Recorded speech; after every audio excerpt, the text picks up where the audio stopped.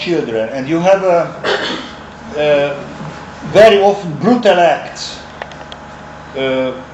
towards the other schoolmates in the school, very often towards the teacher, and everybody is shocked how that can be that those 12-year or 13-year-old young boys or sometimes girls are becoming so aggressive and so crude and etc. And you have many theories on that, why it's happening. And then very often, I mean, not only among the youngsters, but among those who are a little bit older, 17, 18, 19-year-old, they are becoming involved in gangs and using guns and killing people without any very serious fight or hate. And you have many theories explaining that. It's not a subject for study now, but one of the explanations, not a total explanation, but a sort of understanding that somehow not only movies but very often video games are responsible for that story. Because in the video games you kill the enemy with one click without thinking about it. You don't see blood, and plus the enemy is recovering and you start again to kill him. You all, I mean, not very frequently, but still I think you saw those games or you're using those games. So it comes up that if you're a young man or woman, you're a child, you learn the life via video games. You are learning it not via Dante and Machiavelli. So unfortunately they are less using, I mean, those classics and using more video games where you're killing the enemy and then the enemy is recovering and you're killing him again and you're doing it 100 times. And you believe that in the life it's very easy. You have a gun and you do it and anyhow no blood and then he will be recovered, so you don't want to kill him forever. You are playing a video game in life. I'm not saying this is the total explanation of the story, but it's one explanation and it shows the importance of this video game industry to that. There is a very interesting for me, a growing industry of the animations, movies. It's a big industry with studios, with artists in animation, which again is becoming a whole industry. I'm giving here examples of these creative industries, because practically one of the major problems of the movie industry, I mean, I'm speaking about the Hollywood type industry, so not about art films, etc. How to do movies which could be attended by the whole family.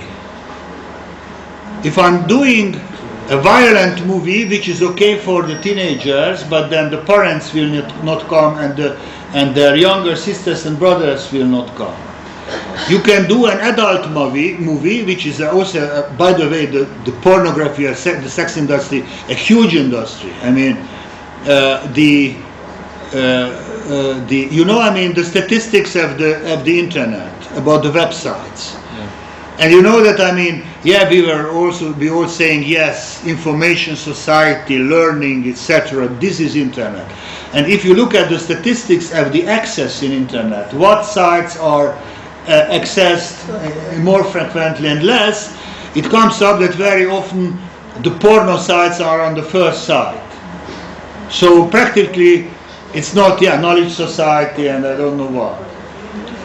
And even there, I mean, you have, I mean, in that sense, I mean, again, if you're speaking about creative industries, I mean, it's part of the business.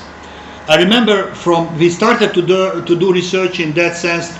I mean, the pioneers of this information society sociology in Europe are the Scandinavian countries, predominantly Finland.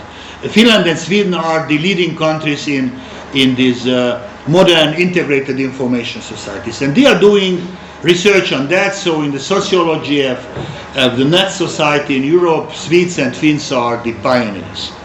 And we started to develop our own research together with the Finns.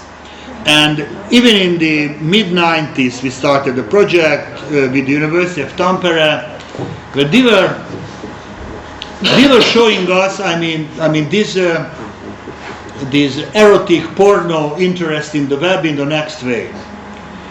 You had a Finnish paper which was, it was yellow press, but not too yellow. The language of that paper was rather not too sophisticated, but for lower middle class. And that paper were printing every day. It was a daily afternoon and evening paper, like the German Bild Zeitung in the golden times. A naked woman on the first page. And the Finns is a Protestant society. They loved. This middle-aged Finnish men loved to look at naked women, but not in the public. And the yellow press, they were living in suburbs, so usually they were buying at the station their evening paper. They were sitting in the train, going home to their families. They were looking at that paper, and they were very unsafe to look at those naked girls in the train. And a normal man, an engineer at 52 years, and so for their culture it was not accepted. And then that paper went to internet, mid-90s, and they discovered a fantastic access. 100,000 people were looking at every afternoon. And in those years, mid-90s, it was beginning of mass computerization, so it was quite clear that those in the afternoon during working hours. During working hours, who had access to the computers during working hours? Naturally, that engineer, that 52 years old engineer, not the workers. The workers were working in the halls, and they could not access the computer to enjoy the blondies there on the first page. But these guys, these middle-aged or older engineers, they were enjoying that, and then they were sitting, reading serious books in the train. So this is just an illustration to that, how those industries are functioning. But naturally, to keep all these guys, software engineers, creative artists, movie directors, porno stars, etc., together as creative class is hard to say. It's too heterogeneous, too different.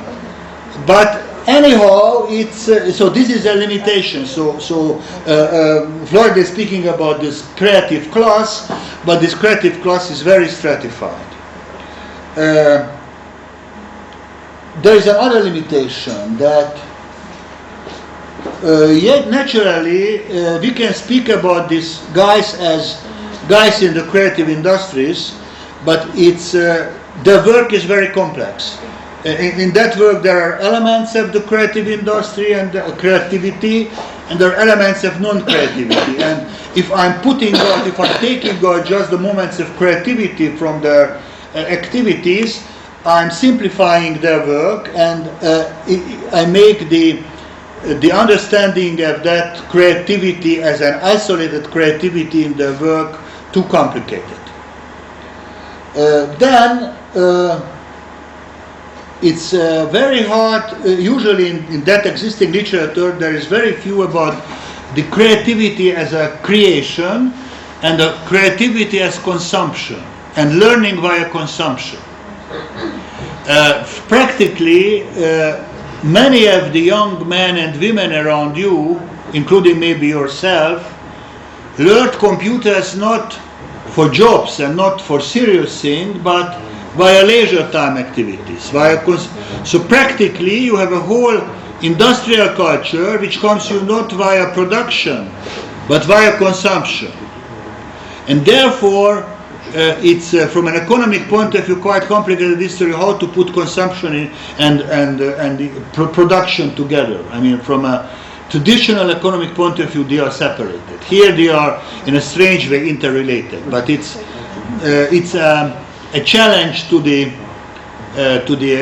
economy of creativity, let's say in that way.